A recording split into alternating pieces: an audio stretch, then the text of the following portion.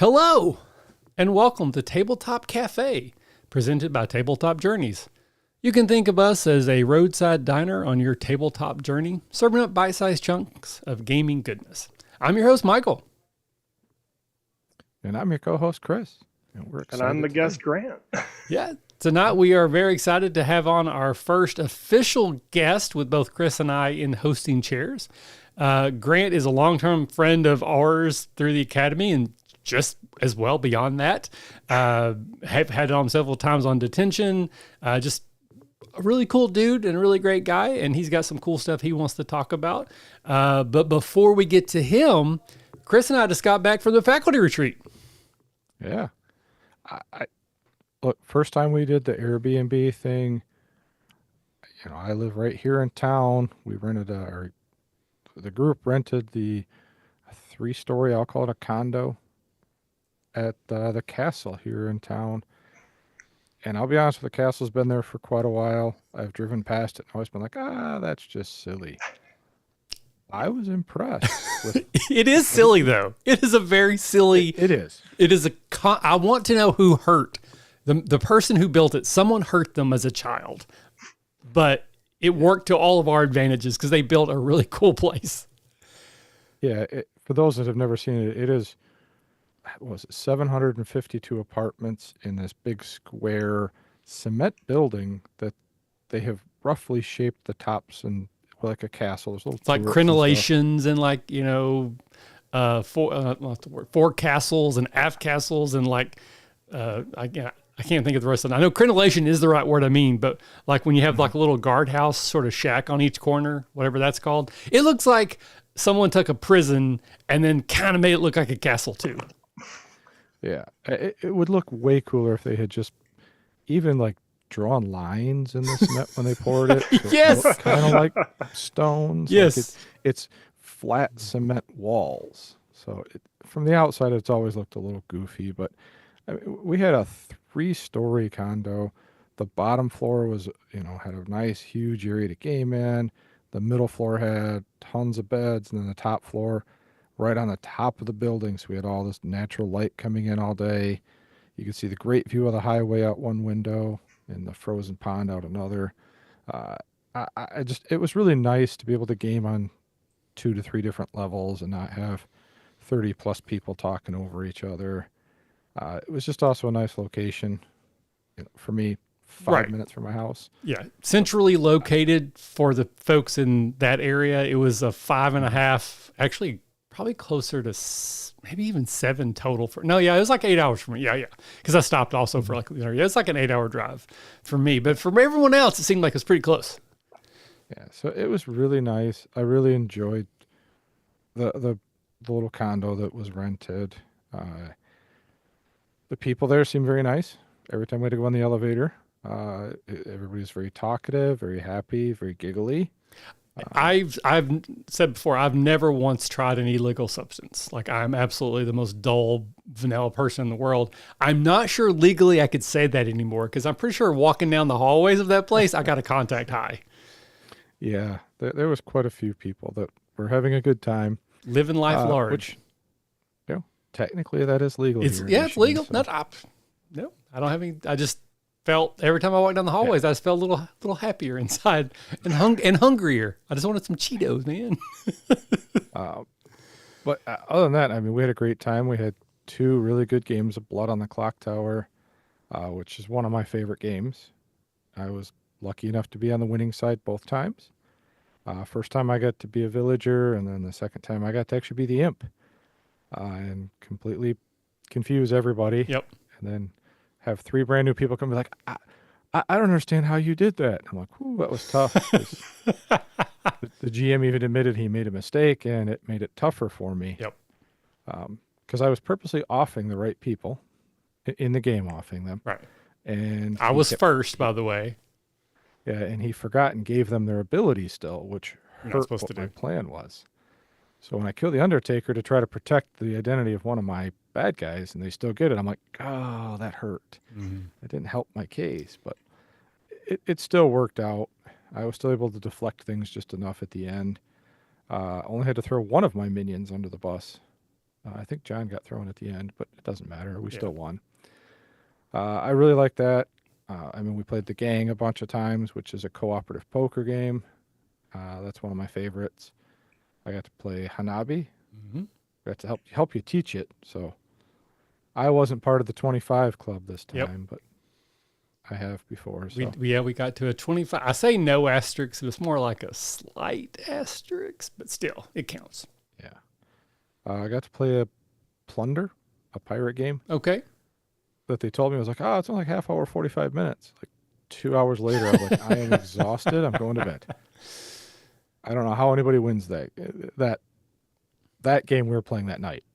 I think if everybody had been a little more awake, it would have been fine, but everybody was just tired. So, but the highlight for me was the game called Dungeon Cart. So this is a racing game. So you're all in carts. You all pick a character. The first one I played was a large, almost turtle-like creature with spiked shell. The first ability I got to throw was called, I think, Fireball, and it just basically spins out the cart right directly in front of you. Then there was Firebolt, which could hit, I think, a cart later. It was basically Mario Kart. They just reskinned it under a dungeon theme. Yeah. And probably because they aren't allowed to use the rules. Oh, yeah, I'm sure. Legally distinct Mario Kart. Exactly, yeah. IP filed off. I think Brotherwise Games is the one that made the game too, which I played. I have enjoyed many of their games. I liked it. It was fun. It was silly. It was a racing game. Didn't win, but at one point I was like, well, I can't win, so I'm just going to create as much chaos as I can and just try to drop bombs and shoot people and just have a good time.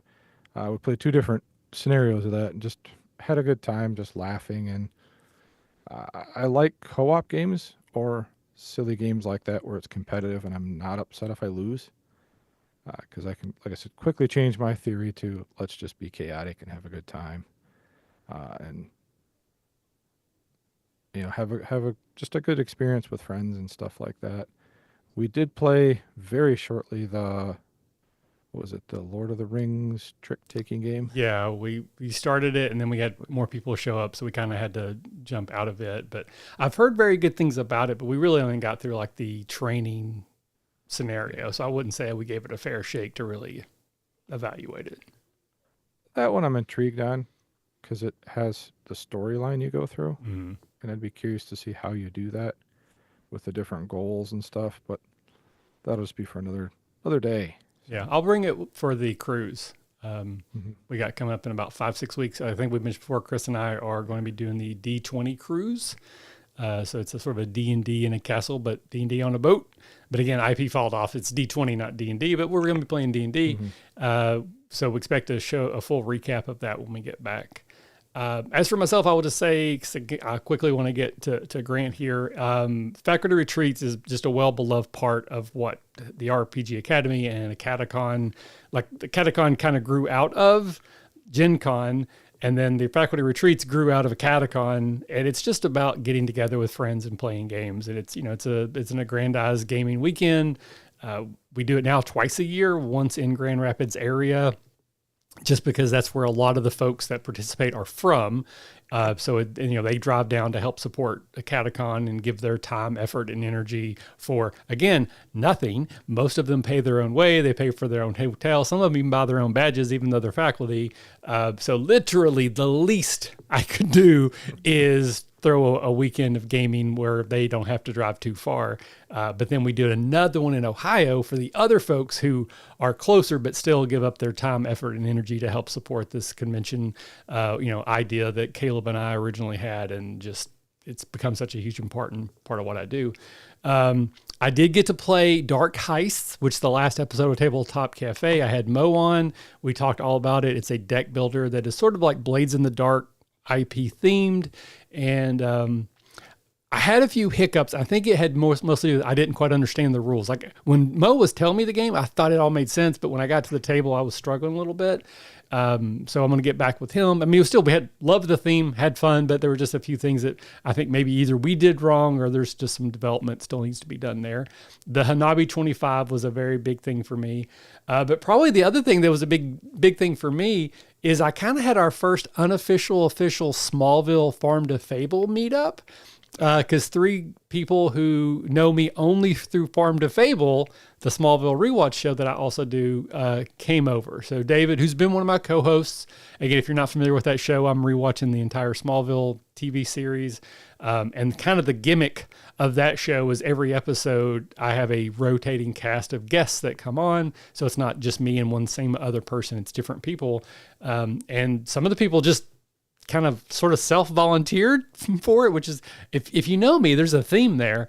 So David has been on several times as a guest. He lived in that area. So him and some of his buddies came over, and like, they're not like completely outside of the sphere of gaming. They all play Pokemon and Magic the Gathering, and they played some like party games, but they weren't like Blood on the Clock Tower, I think melted their brains a little bit. But they seemed to have a really good time. It was very nice to get to meet them as well. So it was kind of a fun little thing too. So the web of everything I do just expanded a little bit more. But we'll probably talk a little bit more about Faculty Retreat in the future. I don't want to waste all of Grant's time. He's a very busy man. So Grant, again, kind of introduce who you are. Feel free to share about the publisher that you're a part of, Broken Synapse Games or Press, I'm sorry. And then you have a new book that just came out, which is one of the things that we wanted to talk to you about tonight. So just feel free to kind of share the world with us, my friend. Sure. So some of you might know me from the old RPG Academy podcast. I used to do DM's Guild Spotlights for a spell. Mm-hmm.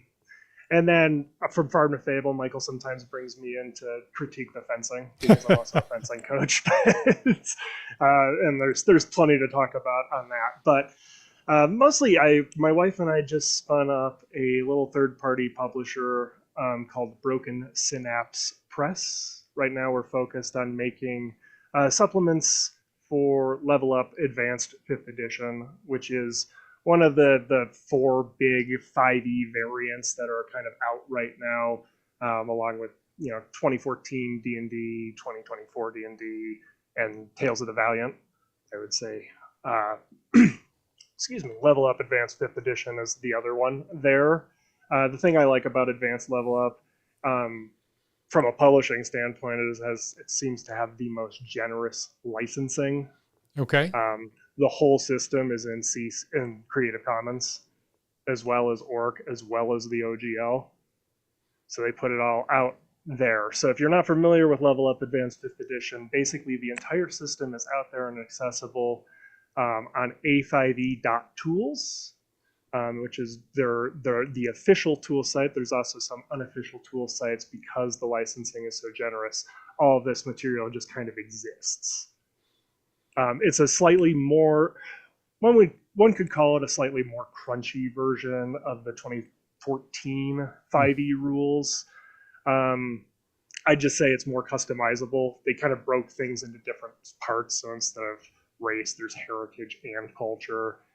There's things, just slight little tweaks on the rules that they made at their own. And a lot of that customizability, like every class, every level, their whole ethos for creating levels was they should have an important choice to make at every level.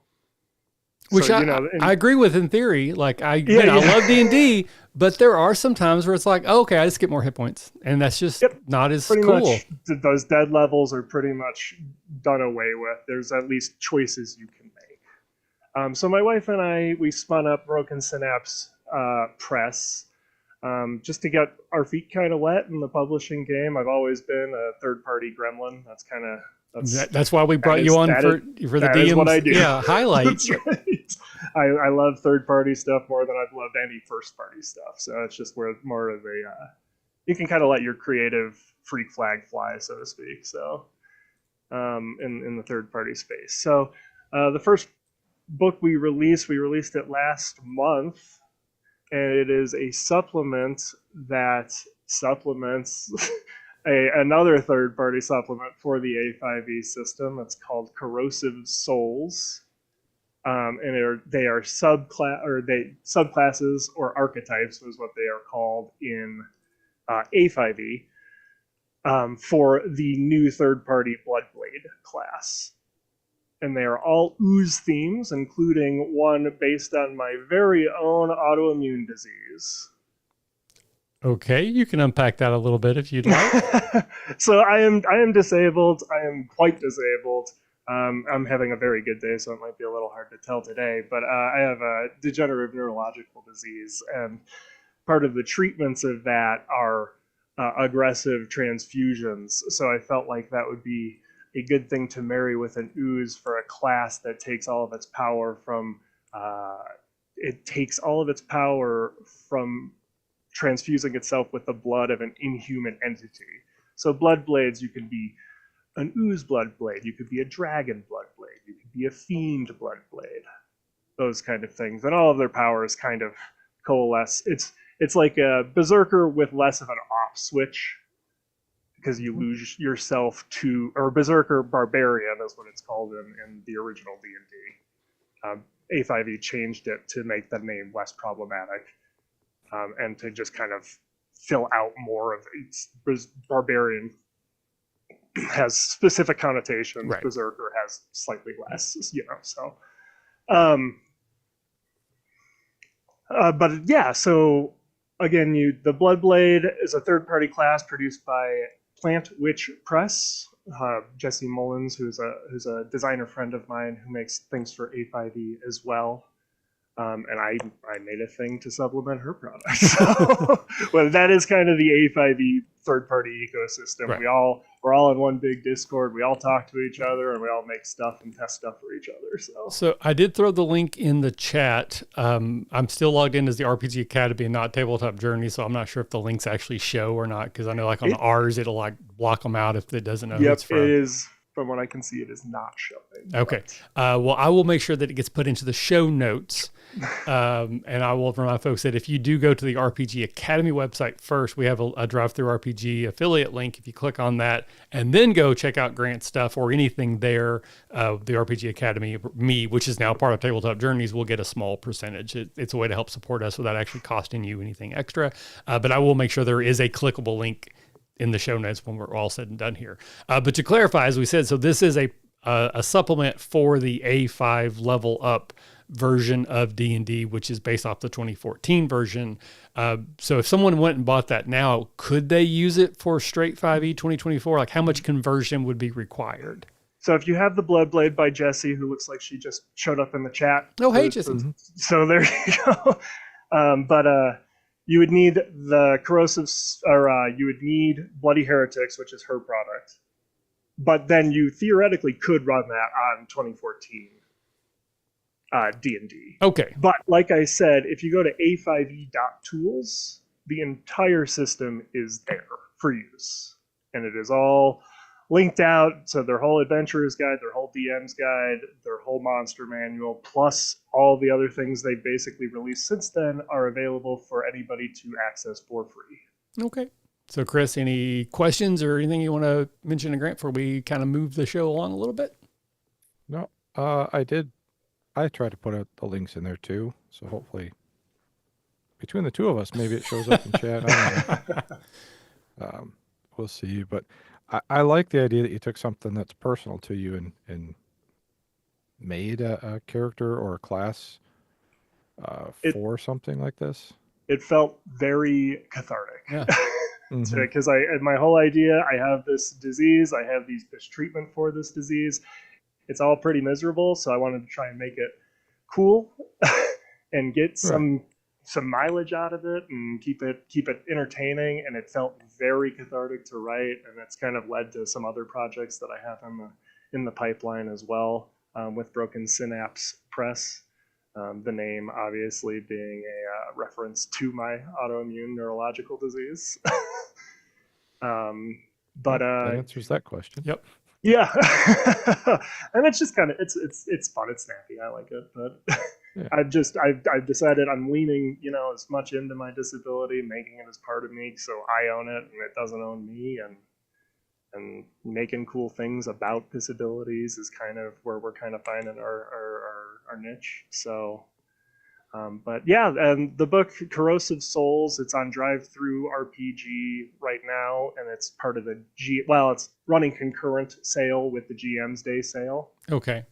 Because it's a little new to get on the full GM sale, so Okay. I'm running a little concurrent sale because I love GM's Day sales, so we're just celebrating. So Yeah. Fantastic. but yeah, you can pick it up for sale on a special price right now, and like I said, you can play the Bloodblade, which is the third party class with 5th edition 14 or whatever we're calling that now. Yeah. But I would very much recommend moving to A5E as it's a system I like. Okay. And it's a system I really like making things for. And I've been running it since it basically came out. So we will try to throw links in the chat, Sure. but if they're not working, once this goes and becomes just a video on YouTube, there in the show notes, I will make sure the links are there. I appreciate it. And then, do you have anything else in the works you want to mention before we move on? So like I said, with so my wife is my partner in this as well. She does the editing, I do the writing, and between all of that, and she also studied disability studies in grad school, and I am disabled. So the next project, like I said, is trying to make things. Well, we have two projects coming up. I won't take too long because they're still in the kind of the planning phase. But one is collecting authors, creators that have disabilities or are caretakers for folks with disabilities, and kind of trying to basically did what I did with that Bloodblade archetype, which is the licensed Titanic, and try and make cool things related to our disabilities. So I've completely messed up the OBS thing. So my apologies. I'm going to try to get... There we go. I don't know what happened there, but all of a sudden it's showing different things. But we're back, so we're good. Okay. I was trying to look at things, and I shouldn't do that. So my bad. So yeah. Hopefully. So I have a couple of authors who have disabilities or are caretakers with folks with disabilities, plus me, and we're just going to try and maybe kick out a couple of projects and that utilize that. And we can kind of draw on inspiration from our, experiences and try and turn something that makes our lives harder into something that makes other people's lives more fun. It's truly, that is a lofty and great aim, and I wish you absolutely the most success, again, just as a friend of ours for a while. Happy to have you back when either of those projects gets to the point where you're ready to throw links in chat and show notes. Course. So as always, I mean, you're in part of our Discord, so obviously just let me know what's going on. But kind of the main thing we wanted to talk about tonight, or I should say me, I kind of just said that's what we're going to talk about, is combat. And I know it's a very big topic. It's been top of mind for a couple of reasons. One, part of Tabletop Journeys, we've been doing our class warfare series. I think we recorded the third one last night. Wizards had a ton of fun. And I think the first two have come out, and this is something that Lee Wanika and Josh have been doing for the last, I think they did it for 2014 as well. The quick pitch is that it's a year-long project. Once a month, we record where 4 of us play the same class, but different subclasses. And the other one of us builds an encounter for us to fight. And by its nature, it's kind of a combat encounter. We're trying to kick the tires on the different mechanics of the 2024 version of the rules. I have not had to run one yet, but it's coming up. I have bards and barbarians are the classes that I took. And obviously I go to a lot of conventions. We got one coming up. So just the idea of how do you build a fun encounter in D&D specifically, but any tabletop RPG, what goes into your thought process when you are sitting down to design an encounter that you're pretty sure will become a combat encounter? So we're going to talk very broad. And I think over the next few of these tabletop cafes, we might kind of narrow down and zero in. So Grant, you're the guest. And again, it doesn't have to be D&D. It doesn't have to be, D&D or even AE5E or whatever, but just you're going to run an RPG. There's going to be a combat. What sort of things do you think about in how do I make sure my players are having fun with this? Any thoughts at all you'd like to share? Yeah, that's a bit of a tricky question because I am always wrong about whether or not there's going to be a combat or not. I very much the setup things, not I'm not running a plot combat to combat. We're Right. not video game designers, right? But like, so I'm always ready for it to not happen.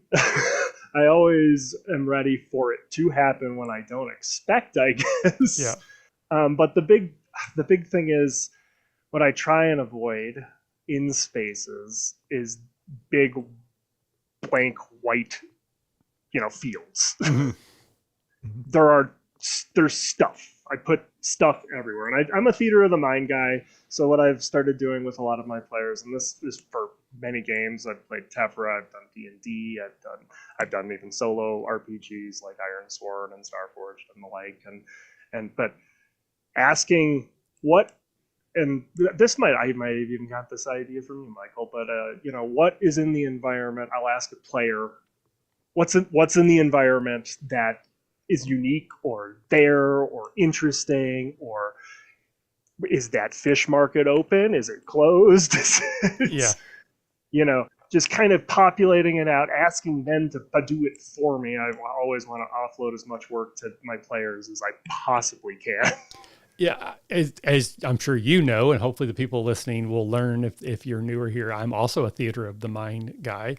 And I try to run my games very cinematically. Like I try to say, this is like an action TV show. This is like a movie, treat everything in it as accordingly. But I still forget to do those things. I forget to what's in the environment, what is going on. And so just as a way to kind of help fulfill my obligations, I do the same thing. I ask, what is in the environment? What is going on? And, certainly my players who know me well, I feel like they've kind of got to the point they know that they can just throw in a detail.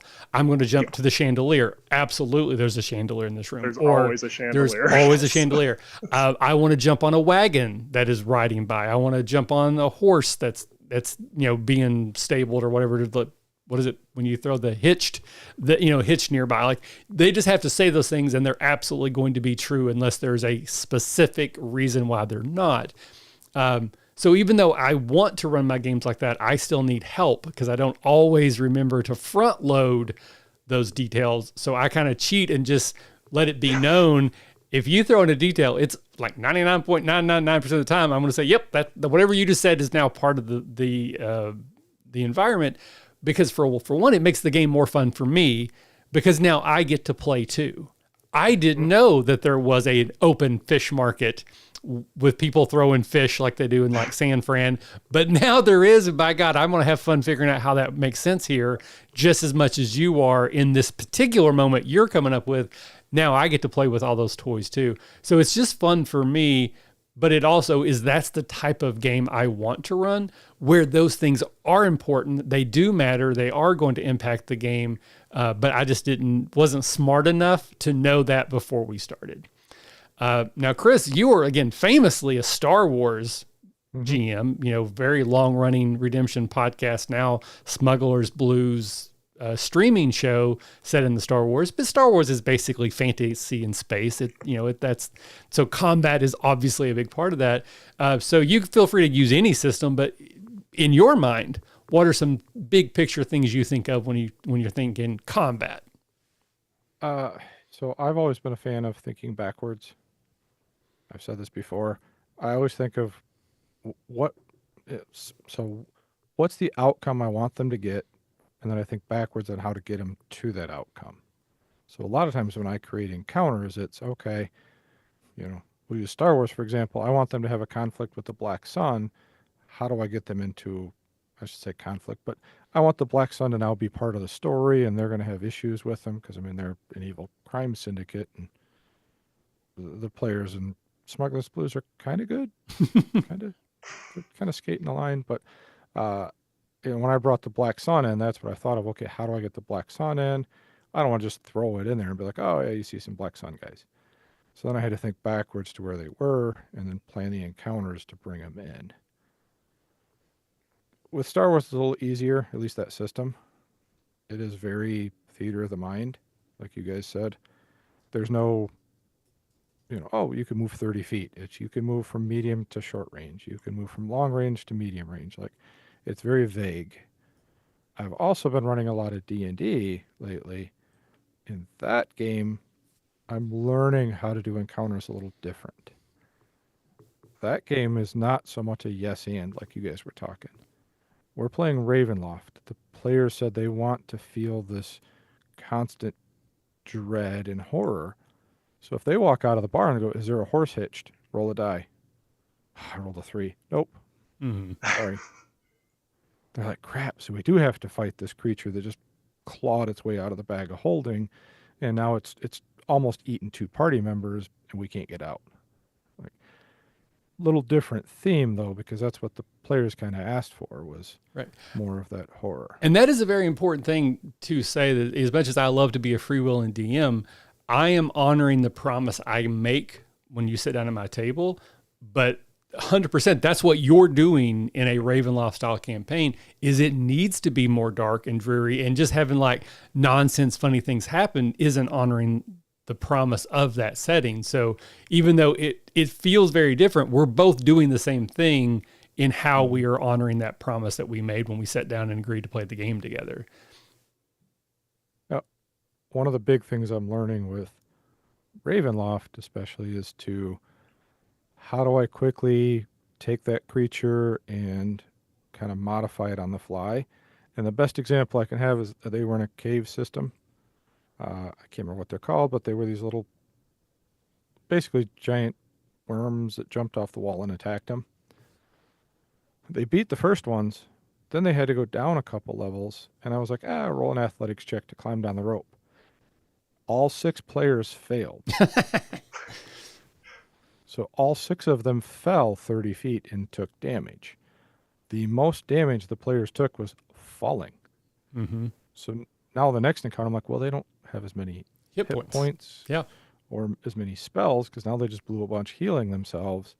So now the big bad, whatever it was, I can't remember what it was called, but I had to kind of modify its attack and modify the scene. So now what I did is I threw in the middle of the room was quicksand.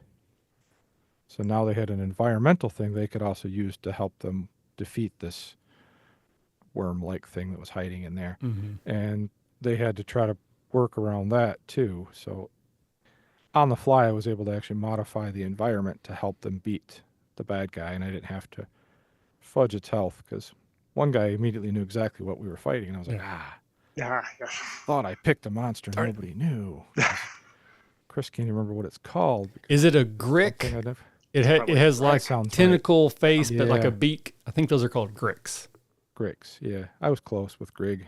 Yeah. The only reason I know that is I'm not a miniature guy, but I have some minis. I actually think I have several, like when D&D was putting out minis like years ago, I bought a few, and I think I have like a whole bunch. Actually, I have them right here. I think that is what they are.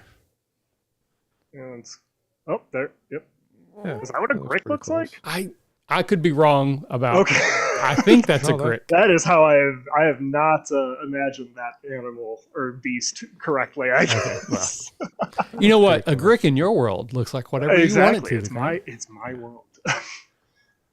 So that game, like Jesse in the chat says, sometimes the threat of a threat is more suspenseful than the threat you can see. So yeah, that's like you were saying with your Ravenloft campaign. That's you never. One thing I wanted to touch on, and this is something I've certainly said before, especially in like D&D, because that is the game I run most often, that it's hard in a D&D game to build a lot of suspense or horror, though Ravenloft is like specifically designed to try to do that with D&D, because horror basically works because there's a power imbalance. You can't defeat the ghost because you're a normal person. You can't outrun the serial killer murderer because you're just a camp counselor teenager, right? Your car doesn't start. But in D&D, you are a hero. You know, if you're playing by the rules of the game, even at first level, you are tougher than a commoner. You have abilities. You have, feats that you can call on, and abilities and spells and stuff. So it's a little bit. You can still be overpowered, but that's not really horror. It's a different emotion. If you're like, I'm a second level character and now we're in a room with a giant ancient dragon. Usually in those situations, as the player, we're not fighting, because we're going to die. That's not scary. That's just unattainable. Like, we're going to die no matter what we do. So for me, what I have found that works best if I'm trying to build suspense in a game is it's not like a gotcha where you're walking down a hallway and now there's a dragon. It's there's a dragon. You have to go in there. How are you going to manage to get by without interacting? Because if you fight the dragon, you're dead. It's almost like the dramatic irony of we know that we're facing a vampire and our characters are not at the point where we can face it head on, but we are forced by the story we're telling to go into its lair. That is how I can build dread, is like, you might face its minions. You might have to survive till daylight, classic cinema sort of situation, but it isn't turn a corner, there's a vampire. It's there's a vampire in this dungeon. Are you going to run into it or not? Type of a thing. So I'm sorry, Chris, I think I stepped on you there a little bit. So No, you're good. if you want to finish your thoughts there. It's with Ravenloft, it's a fun game for me to prepare because it is a little different for me, because I've always been the yes and GM. I've always been the, like you said, there's always a chandelier in the room, or there's always a table you can jump on. And now I'm starting to kind of play around with that whole, okay, yeah, sure, there's a chandelier, but this is a really old house. Remember, this is the old haunted house. Do you really want to jump on that chandelier? Yeah, okay, well, let's make an athletics check. But I'm also going to roll it. Yeah, I'm going to roll the D20 to see how sturdy it is. To add another layer into it. Now, again, my players are embracing that, and they're having a lot of fun. And they are, like I said, when they all fell off that little drop, which I thought maybe one might fail. Right. Wasn't expecting all 6. They all thought it was hilarious. I'm like, yep, we're all going to be rolling new characters because we can't walk right. We can't climb down this little ledge. That's Ravenloft for you. Yeah, I was like, I was trying to build a little bit of atmosphere by talking to him about kind of as you go down, you smell things, the moisture is a little warmer, or the air's got more moisture in it, that kind of thing, and kind of trying to build that. I wasn't expecting, to hear splat, splat, splat, splat, splat. That was different, but how do you guys do it when you're like picking what creature? Are you guys using, like, I will stick with D&D because that's easy. Do you guys use like a challenge rating system? Grant? Very loosely.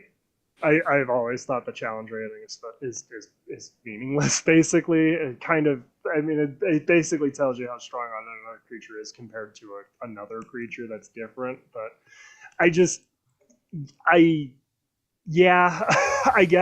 that's kind of a tricky one to say because, the math always, and it's like, I know I've moved very far away from making what people would call perfectly balanced encounters. I don't think balance is important or fun particularly. With that, you get that level creep too, where everything gets harder as you get stronger, and that always doesn't really add up to me either. Superman shouldn't be, I don't know, saving a tree, or a cat in a tree, but what makes him Superman is he will, I guess. Right. So but it's just whatever the story is and happens to be occasionally. So right now I'm running a couple of mini campaigns set in the universe of the Netflix show Arcane, which I guess would be the League of Legends universe, although I don't play League of Legends. I only have seen Arcane. But that is the game we're running. And so I have threats that exist in like that show's universe that I can kind of pull out. My wife's a big fan, so she'll like be like nervous and excited about certain things if I drop certain clues and hints, and that's kind of the way you could probably do it with any fantasy monsters. Like, there's an exsanguinated hog. I bet you know what's coming up. And things like that. But there's also not, if my players, if they're feeling punchy that night and they want to get into a scrap in like a tavern or whatever, I don't really have a problem with it being 20 commoners. Yeah. They should get some of that good juice going every once in a while. Every day can't just be constant doom and gloom. You got to have those upbeats and that chance to show off the power. So I don't know. I have like a handful of stat blocks that I could pull out that are like, you know, between commoner and I guess ancient dragon, depending, and I'll just reskin it as needed. Well, and that's again, we're kind of circling around a couple big theories here, but like I'm a big fan of reskinning. Like I absolutely love that concept, and I'm one of those people that I don't understand why a third-party monster manual will hit $2 million on Kickstarter. There is nothing in that book I can't create in 10 minutes on my own, just reskinning stuff. I feel like maybe I'm wrong, but I feel that way. I don't feel like we need all those monster manuals, but if people do, you know, I'm not saying they shouldn't have them. But to Chris's original question, is I'm a big story is combat is story person. And so when I am picking monsters, it is usually one, just because people like combat. Like combat to me is the least interesting thing about D&D, but I still love, like I want to roll my D20s. I want to roll high. I want to get a crit. You know, like I still want that to happen. So sometimes a fight is just because, well, we haven't had one in a while. But I still want there to be some story element. It's these ogres are acting weird. So like they shouldn't want to fight, but these ones do, or these ones are smarter than normal, or these ones are more aggressive, or these are not as aggressive. Like there's something about the world that I want the players to know. And this combat, if they're paying attention, should give them, if not the answer, should give them clues, or it should cause them to ask questions that we might then explore in a skill challenge scene or in a role play scene later. I'm also a really big fan because I like to run low level games because again, once you get truly to like 8th level in D&D, you're superheroes. It's kind of hard to do anything to you without just cheating, you know, as a DM. Like, oh, it's 2 ancient dragons. Now what? So I like taking low level characters and having them face things that are way above their power level, but are nerfed in some way. So like a beholder where 2 of its eye stalks have been ripped off in a previous battle. So it doesn't have death ray. It doesn't have, you know, the more powerful rays. You know, they fight an Etten that was in a cave in. And so like it's half its body is crushed. So it doesn't actually get to do 2 attacks, or one of the heads is damaged, those types of things. So it's like you're fighting these iconic creatures that you think of as like, you know, beholders and mind flayers and dragons, but you're fighting them at 2nd or 3rd level, but there's a story reason why they're not just murderizing the players. And again, that story reason is for me part of the fun.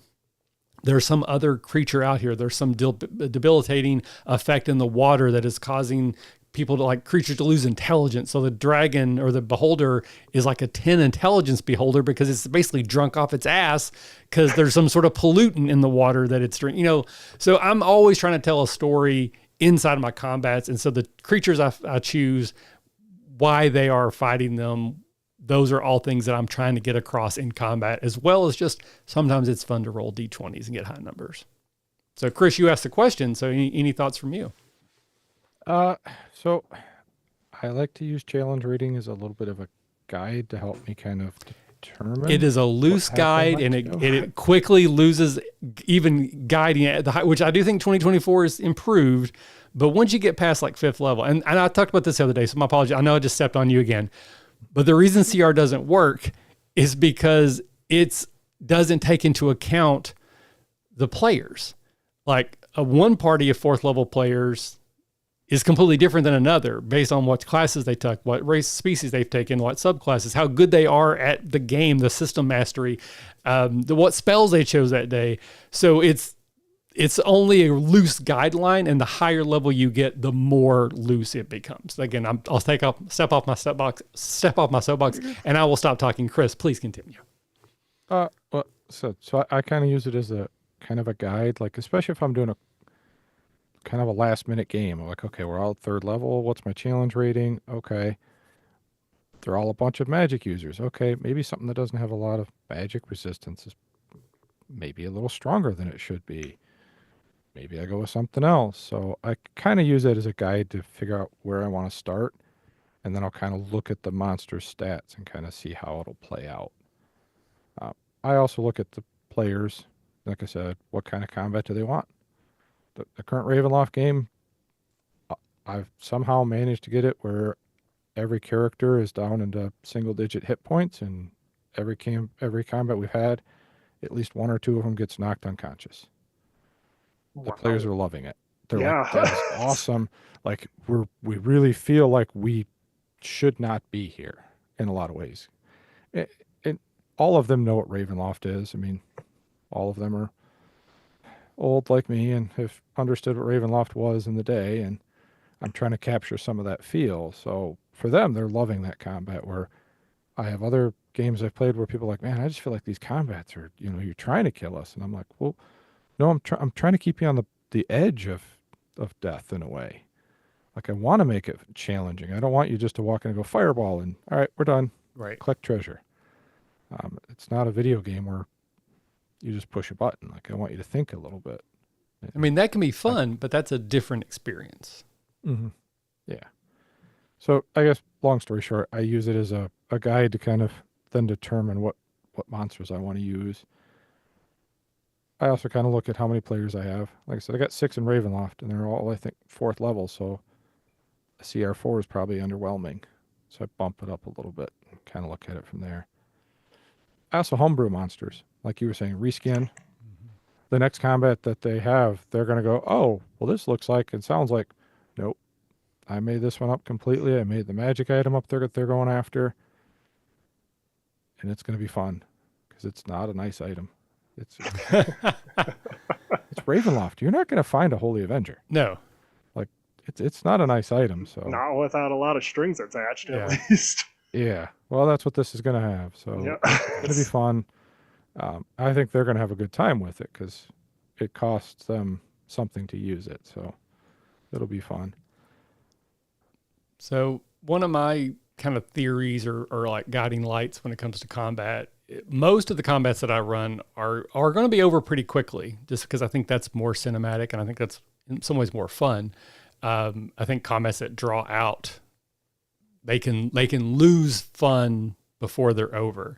But there are times when that's not true, especially like, again, as you start getting higher level, people have cool abilities. They want to use the cool abilities. And so sometimes you need something to last 3 turns before the cool ability really comes into play or like maximizes itself out. The combat we used last night, I used Witch Bolt first thing.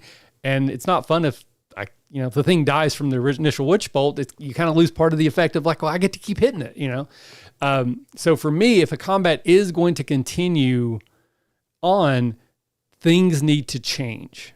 Something needs to happen. The building you're in needs to start to collapse, or there needs to be an eruption of lava, or the bridge you're on starts to collapse or does collapse, or a new combatant is added that both of you currently fighting now have to team up, because this thing is like a third party, hates everything. It's tougher than all of us. So let's gang up, kill it, and then you and I will fight again later. When it just comes down to your side go, hit it with a stick until it stops moving, that to me is one of the biggest things I don't enjoy. So with that in mind, Grant, are there any things that you can think of that you've used or like go-to tips and tricks for how do I change things up mid-battle if they're starting to feel stale? So what I've done is I have stolen from 13th Age the escalation die. Ooh, I love that mechanic. Right, it's so good. Yeah, it so is. after the first round, if those of you are familiar, you put the biggest dice you have, or the biggest die you have, on the table, and you start at 1, and then your players get to add that to their attack rolls and their damage rolls. Only some monsters can use that number, which is cool when that happens. Which is cool when it happens. But it makes the players feel like they're getting stronger as the combat's going on, and conversely, it makes the combats go faster too. Yep. And then every round, you turn the die up to the next biggest number, and then maybe something else happens. I've also taken parts where that fire over there is going to spread when the escalation count gets to 3, or what have you, things like that. And that just makes things snappy. So steal from other and better systems. Yeah. Pick out gold. Get rid of crap. It's there's play as many games as you can to learn all of the tricks. Yeah. So one thing I will mention with escalation die, because I do really really love that system, is it is somewhat counterintuitive in a way. Like again, last night we played that wizard thing. We all hit our biggest spells. Like the first round of combat, we pointed to what we thought was the toughest thing, and we all threw our highest level spell at it. But with the escalation die, there does come a strategy in waiting, because like I might not hit with this powerful spell, then it would be wasted or won't be as effective, because most of them have like a half damage sort of thing. But if I wait till turn 3, I get +3 to the, I'm more likely to hit with the thing. If it gets to +6, I'm well more likely to hit. So there does kind of add the strategic element. And I'm not like a huge strategy guy because I don't use maps and minis, so positioning is important. But maybe I wait another turn before I use my most powerful spell, because I'm increasing my percentage chance of it actually working. So I do love that as a sort of like, it's a loosey-goosey strategy element, which is exactly the type of DM and type of game I'm running. Oh, me too. Yeah. And then another thing I do is I usually use flat damage for the first 2 rounds. Oh. And then I start rolling dice. Oh, interesting. Because as they get tired, the swings of battle, the swings of battle, they're getting fatigued, or maybe they see it, this is for D&D specifically, but maybe there's an opportunity, and I just kind of let the dice do their thing there. And then my players seem to like that a little bit if they even realize I'm doing it. But it's just, it adds a little more swinginess to the enemies. They still feel like they're doing great, and all that. And right. I'm the biggest fan of my players' characters. Sure. That you'll find. So I don't want them to fail. I want them to I want them to be challenged. I don't want them to suffer. Right. Yeah, no. But it's just it's another thing and it keeps it interesting for me too, because it's like, instead of 11 damage every turn. Right. I like the flat, but all of a sudden, oh wow, it did 22, or ooh, you got lucky, it barely grazed you, only took 1 damage that time, or what have you. Yeah, I like that as a concept, because again, I do like the reduced cognitive load. It's just, it's 11, it's 8, or whatever the case may be. Mm-hmm. So early in the battle, it's fast, things are moving quickly, I don't have to think much about it, but there is a point where that changes and it does become wildly more variable. Right. That is also, it can be a fun but scary element. And I think that's elusive in the games like D&D. Like I said, it's hard to sometimes scare our players, but when you go from 11 damage to between 2 and 25 damage, that can be a fun, scary, swingy situation. So I've not done that, but I think that's going to go in the repertoire. I like that one a lot. It's one of my favorite tools. I usually have to remind myself to do it. Yep. Because if I get into a flow state or what have you, Yep. But that's why I got my little note card on my thing that is all the 5 senses, and then basically that. I mean, you could also tie that to the escalation die.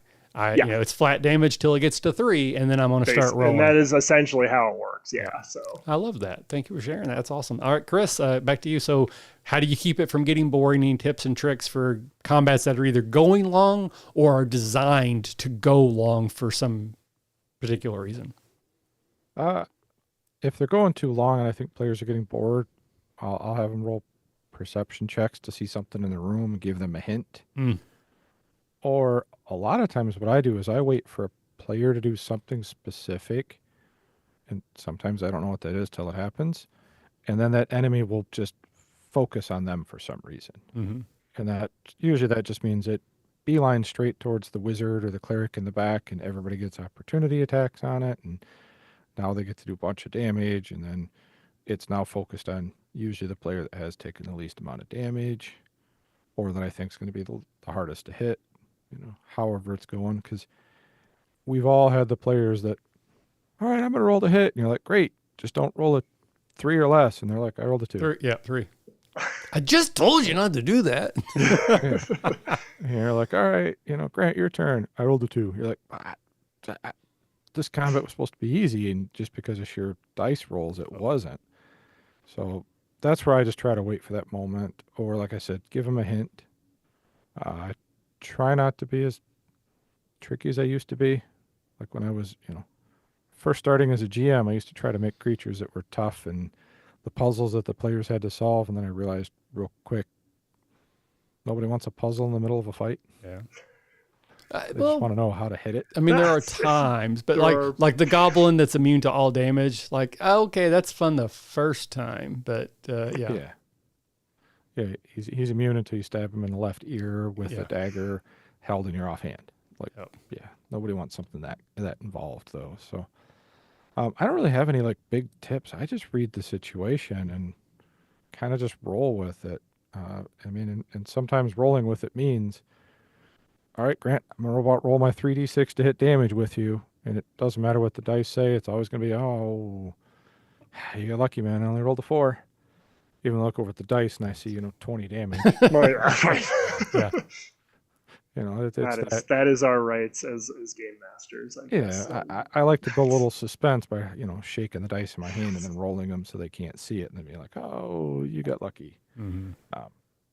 But I think that's just part of playing and part of being a good GM is knowing when to flub the dice. And I've played in games where the GM's like, I'm not changing any dice rolls. And I'm like, well, probably be re-rolling characters soon. Yeah, because you're probably better at this game than I am. I'm just here for shits and giggles. We're going to see what happens. I'm going to do something really stupid. All right. Again, I think leaning into like the cinematic aspect, like, it's sort of a trope, but if you destroy the mothership, all the soldiers die. Because I think there's like some thoughts in like D&D of like, you have to grind through the minions and then you defeat the boss. But there is if we just take out the boss, all the minions will run away. And so sometimes I will incorporate that kind of mid-battle. And it doesn't necessarily have to be the main boss, but like if someone rolls that natural 20 and they use a smite or they use a big spell and they do a ton of damage, I'm like, I think half the people would run away now. So yeah, okay, they're all just going to run. So like half the combatants have just left the field. So that's going to shorten the battle, or maybe the remainder of the combatants are going to leave the field. So you're going to win, and then it sort of like self-selects of this cinematic moment. We didn't get to the point where there's one goblin left and 3 people roll 2s. And it's like, okay, this is absurd. It's the coolest thing that has happened yet happens. And now the battle's over. Like it just sort of like it creates its own cool cinematic ending to the battle. It doesn't work every time, but to Chris's point, that's why I think there's a person behind the screen. And I love Baldur's Gate 3. I've been playing that game so much, but when I play D&D, I'm looking for a different experience and I'm looking for a person to help craft those moments. So when I run games, when I play games, that's kind of what I'm after. So I'm sure we have probably 1,000 more tips. If we keep talking, we'll eventually circle around to them. But we're getting kind of near to the end of our hour. So I want to mention, because we do have quite a few people and maybe hopefully some new folks.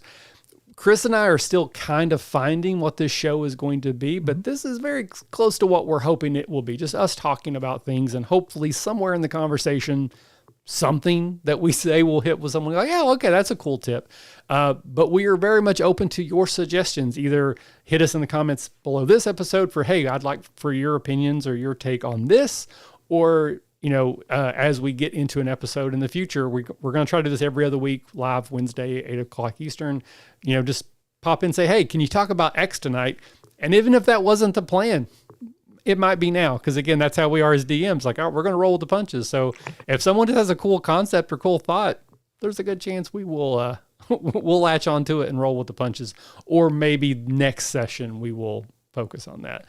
Grant, so once again, tell people where they can find you, where they can find you online, interact with you, and again, tell them where they can find this amazing supplement you have put together if they want to dive into what Level Up D&D is.